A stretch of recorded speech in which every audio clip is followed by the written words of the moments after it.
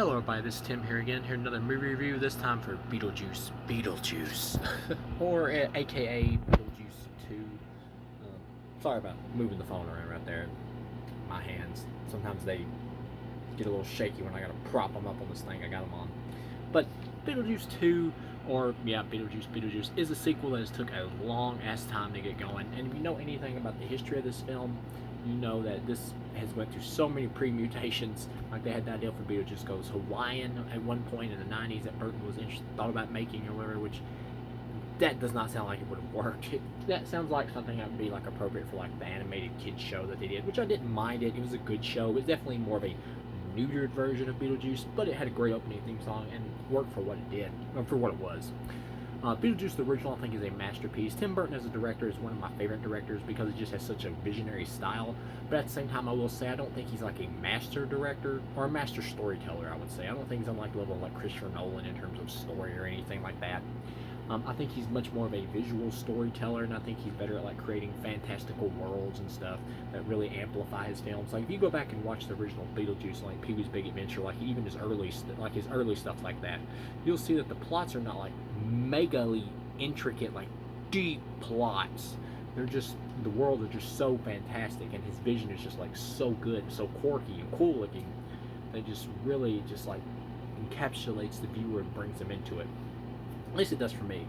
Same thing with Edward Scissorhands. Just a beautiful looking film in terms of the visuals. I love it. But yeah, Beetlejuice is definitely in my top, like, maybe 2 or 3 Tim Burton flicks, the original. So doing a sequel to this for so long is very risky. And I know they've wanted to do it pretty much for a long time, but Burton was never really sure about the scripts. Finally, he decided to go forward with this one. I think it's written by some of the people who worked on the Wednesday show. Wednesday I thought was good. I didn't think it was great, but I thought it was good the first season. I think the second season, in terms of the direction they're supposed to be going, which is more of a horror direction, it sounds like it's going to top that first season, for me at least. But it was good. So Burton, even though some people I think are all tongue-tied, have been saying that he has kind of lost it and isn't as good as he used to be, while other people defend him and say no, he still is. In my opinion, his films, he isn't so much that he's become worse, in my opinion, as a director. I just feel like he's been mostly just focused on like adapting other people's stuff and rebooting other people's stuff into his style, instead of just like doing new original ideas. And so this being a sequel to one of his original properties that he made, this does feel much more like Burton than anything else he's worked on in the last, like, probably like, since Frankenweenie at least. This very much feels like a Tim Burton movie. It has the complete feel of a Tim Burton flick. I heard some people say it kind of felt like Dark Shadows, something like that, from maybe one or the 2 like early reports. I'm like, this doesn't really remind me of Dark Shadows at all. Maybe in 1 or 2 visuals for like 2 seconds on screen. That's it. This is very much feels like vintage Burton to me. The movie is like 90% like stop motion and practical effects. There is like one digital scene where Monica Bellucci, I think is how you say her name, who's like Tim Burton's new girlfriend or whatever. She's in the film as Beetlejuice's like ex-wife who can suck souls or whatever. She's like a witch basically that wants to become immortal, so she sucks souls and it was like keeping her alive. You get a flashback where it shows her like married Beetlejuice like during the Black Plague, and Beetlejuice is like narrating the story in like a different language, and you got the subtitles. And you read the subtitles. He's like, I was into some freaky shit, but this chick was pushing it, like something like that. It's pretty funny. And she like basically wanted to kill him and take his soul. And now she's after him in the afterlife because of that. And you get this sequence where her body is like in these different is cut into pieces. And then I'm sorry about constantly wiping my lip or nose or whatever. I've had allergies for a while, the past couple of weeks. I think I even mentioned this in another video, or the last video probably. But her body parts are in like these different crates or whatever. Dane DeVito is there as a janitor, which I thought was hilarious, and he accidentally like knocks him over and the body parts fall out, and you get like this cool use of a Bee Gees song where the body parts like all go back together. It's a neat effect, but there is some digital like look to it in terms of the way it's done and everything. Like, once again, it doesn't look bad, but it definitely looks digital and takes me a little bit out of the Burton world and aesthetic of the rest of the movie. And then you got a sequence where it's like a flashback to like Charles, the father, who, if you know anything about Jeffrey Jones, you know he wasn't gonna be in this. There's no way. But they don't. But Tim Burton doesn't go out of the way to like treat the character bad or whatever. He makes him like a focal point of the plot, and throughout the movie, his ghost is in the afterlife, or like, but it's on like the bottom half of his body because the top half was bitten off by a shark. And then by the end of the movie, him and Catherine O'Hara are like reunited, and they go to the great beyond on the afterlife soul train, basically to go to heaven at the end, which was kind of sweet. Like they don't just badmouth the character because Jeffrey Jones was a scumbag in real life. Which I appreciate. You know, it's in universe. Treat the character the way he logically should be treated. I prefer that. He was used well here. The character was, but you get this flashback scene where he was like, he came back from like bird watching and his plane crashed in the ocean, and then he gets like attacked by a shark. It's all done in like kind of like stop motion, like clay animation type look, and they do a good job making the little character like look like Jeffrey Jones from the first movie, and he gets ate by a shark. It is kind of funny. I will say it does take me out of the movie just a little because it does feel a little removed from the rest of the movie in terms of like a whole sequence done in like this kind of animation or whatever. But it was cute. Sand Warren comes back once again to stop motion animation. It looks really good. Jenna Ortega is in the film as like kind of like Lydia's estranged daughter. She does a good job, but Jenna Ortega is definitely a supporting character in this. She is not the main focus. The main focus is very much Winona Ryder's Lydia, and Catherine O'Hara's character, and Michael Keaton's Beetlejuice. Those are the three main focus. The character Astrid, played by Jenna Ortega, is there. She's a good character. Jenna Ortega does good with her, but at the same time, she can be a little off-putting because she's like so hard on her mother, Lydia, or whatever. But she's so hard on her because of the fact that Lydia can see ghosts, and she's made that into her career, basically doing this ghost talk show thing that she hosts, which is logical. If you can see ghosts, you know, you would have to try to make some kind of profit off of it, while at the same time helping other people, which is what she does. And basically her daughter resents her because her father died in the Amazon by piranhas, basically, and she wants to be able to she wants Lydia to make contact with her dad, but she can't do it for some reason. She's not able to see him, and so she just resents her for that, which is kind of really petty, if you ask me. It does seem petty, but at the same time, they never go like so far with it to the point where Jenna Ortega's character is like extremely off-putting to the point where you just like hate her guts. Like you can get kind of where she's coming from. But she does good. The dude who plays, I think, is Justin Theroux, maybe, I believe the actor's name, who plays like Lydia's like new man in her life who wants to like marry her. He did a good job. Of course, he's a scumbag, and he basically doesn't care about Lydia at all. Doesn't even believe in ghosts or anything. He just wants to marry her, just specifically so he can profit off of her and her ability to see ghosts. He's an asshole. That's it. But he does a good job. The actor does a good job. There are obvious problems with this movie. The character of like Beetlejuice's ex-wife and everything, who wants to like suck his soul and is like looking for him in the afterlife, she's like sparse throughout the movie, but she's never really developed that well. It's not even that the actress is bad. She looks appropriately casted for the part they're going for, but she doesn't really do much in the movie at all. You get some cool scenes where she sucks people's souls out, including like Danny DeVito and his cameo as a annoying as like an over-the-top grouchy what do you call it, janitor. Yeah, I don't know why that name escaped me. And he's like, damn foreigners or whatever. And in one scene where this like random foreigner guy like accidentally falls down a manhole and goes to the afterlife, and he like walks by Danny DeVito, and Danny DeVito makes some kind of off-color remark like, you damn foreigners. I thought that was pretty funny. And he's like drinking drain cleaner and shit, and he gets his soul sucked out in a pretty fun little sequence. And then there's this really lovable character who works with Beetlejuice as like his second in command. You've probably heard about it online. His name is Bob. He's got like this little tiny head. There's a bunch of Bobs like working there, but this is like the main Bob who's like Beetlejuice's second in command. After Beetlejuice finds out about his ex-wife like coming after him or whatever, he like makes Bob wear a like Beetlejuice like outfit, an exact replica of his outfit, and he's like, all right, Bob, you're gonna be what do you call it, my stand-in. You're gonna take the bullet for me. If you stay in front of me when she sucks your soul, I'm gonna run away. That was pretty funny. They still keep Beetlejuice like an asshole or whatever in this, but at the same time they do soften him a bit, because most of the movie, unlike the first one, in this one it really involves him like being much more of a key player in the plot. Basically, Beetlejuice is like trying to contact Lydia in the movie, Winona Ryder's character, because he's in love with her and he wants to get a hold of her because he wants to marry her to escape his afterlife prison. But in this, they change it from the way it was in the first movie. In the first one, he just basically wanted to marry her just to get out of his afterlife prison. In this, they change it to him actually being in love with her, which it works for the film. It is a retcon, but it works in context of the movie. At that same time, they never really explain why he's in love with her, but it does work in context of the movie. Maybe he just has a type, who the hell knows. But he wants to marry her, and he's like trying to make contact with her and everything. You get like this funny sequence where Michael Keaton's like playing on a guitar, like singing to her. But of course, it's not really his voice, and like this soothing voice is coming out of his mouth. That was pretty funny. And he's like appearing to her in talk shows and things like that. And I will say this: I appreciate, even though there was one little point in the movie where I was like, kind of miss Michael Keaton. In this film, he does have much more to do, and he's much more intricate to the plot. But at the same time, they do still try to keep him somewhat more in the background, because they don't want him to overtake the movie. I appreciate that. That is the right approach with a sequel. You don't want to overdo it and just make him just like completely take over the movie. That's pretty much what happened with Tim Burton's Batman. Like, Jack Nicholson just consumes that movie, and the same thing would have happened here. But they still keep him as a supporting character, even though the movie's named after him.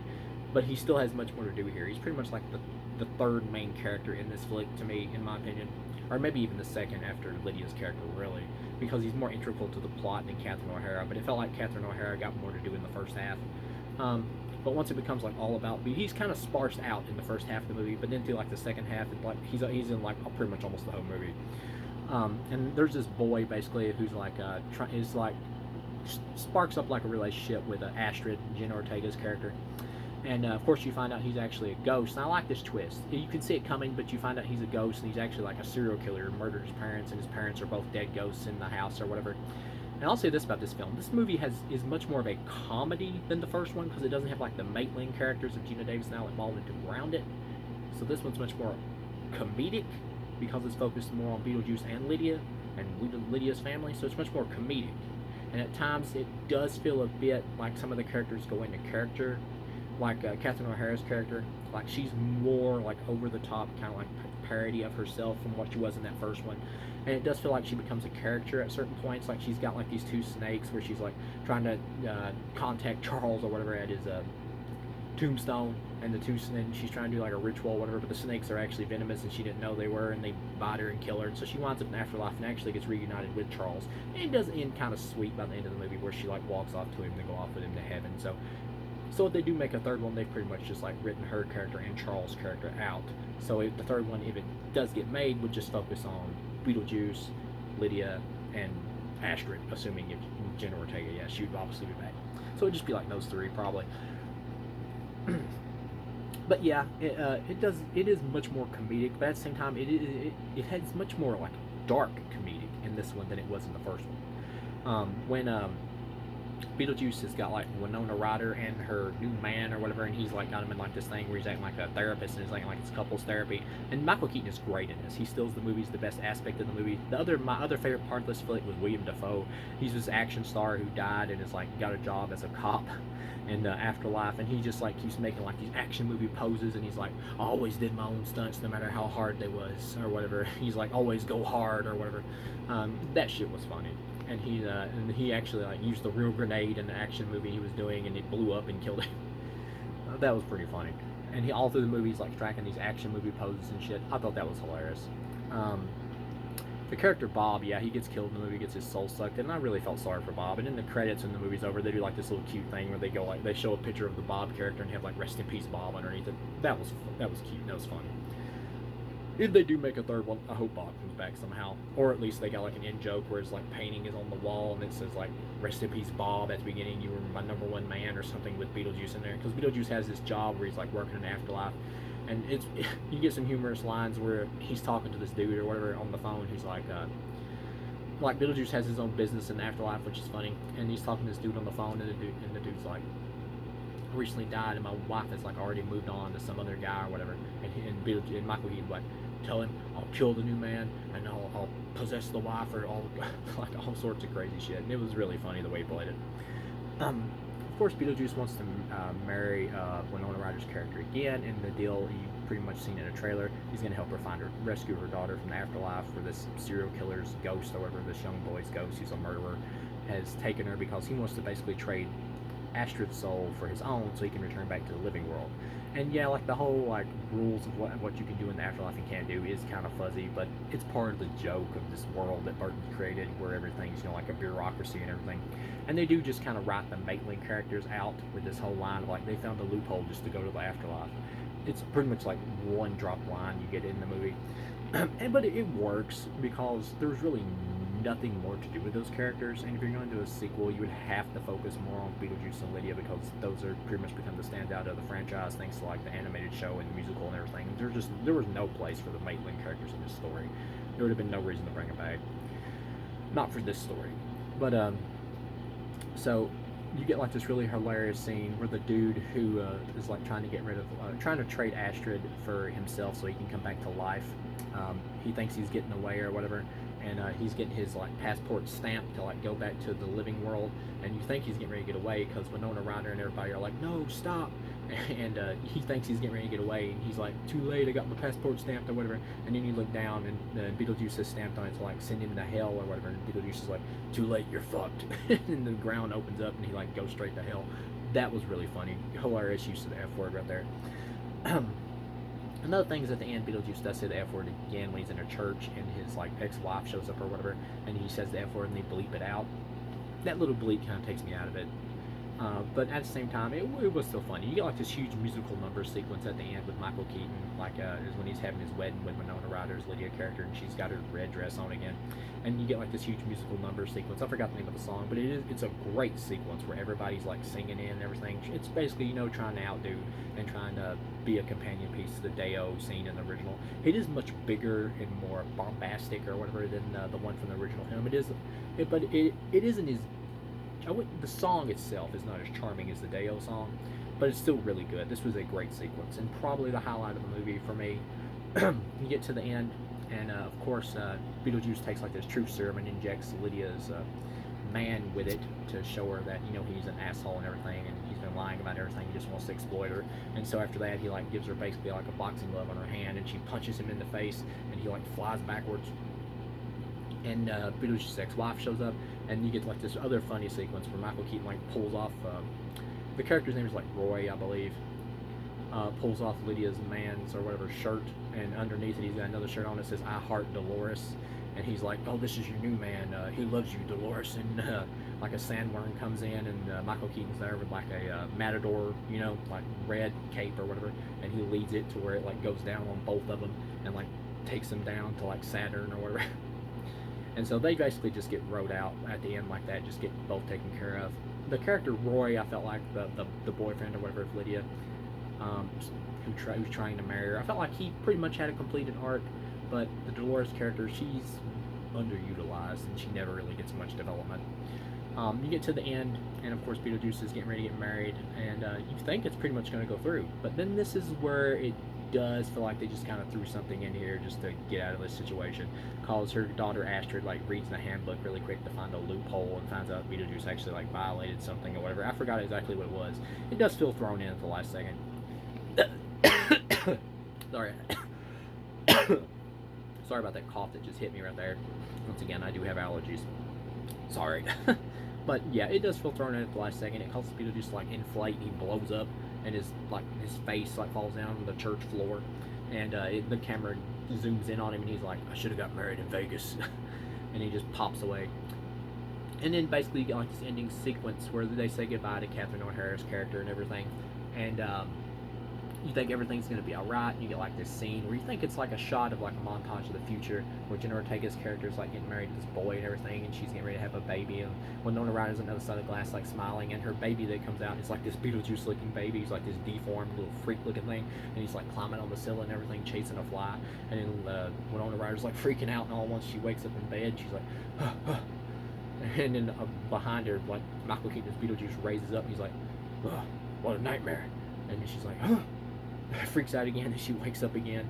Of course, the joke is that even though everything is settled in the movie, Beetlejuice is never gonna like stop coming after her to try to marry her, because he's alive in the afterlife forever. That he's gonna keep coming to try to get married to her because he's in love with her, so he can also get out of his afterlife prison. So it does feel full circle and feels like it ends on a funny joke. And also at the same time, there is potential there for a third film, where if you wanted to do a third one, the logical thing to do, in my opinion, would be to have like Beetlejuice finally get married to Lydia, like have him finally get married and set free out of his afterlife prison. Like, what does that mean for the character? Where does he go from there? What does he want to do? Or you could even end it on a joke where now he has to get a regular day job or some shit. I don't know. And also, you should bring. They mentioned in the movie that Lydia's biological mother is still alive. Another logical thing I think a plot point they could do is to bring her in, have like her be have the ability to see ghosts as well, and have that be where Lydia and Astrid get their ability from to see ghosts as well.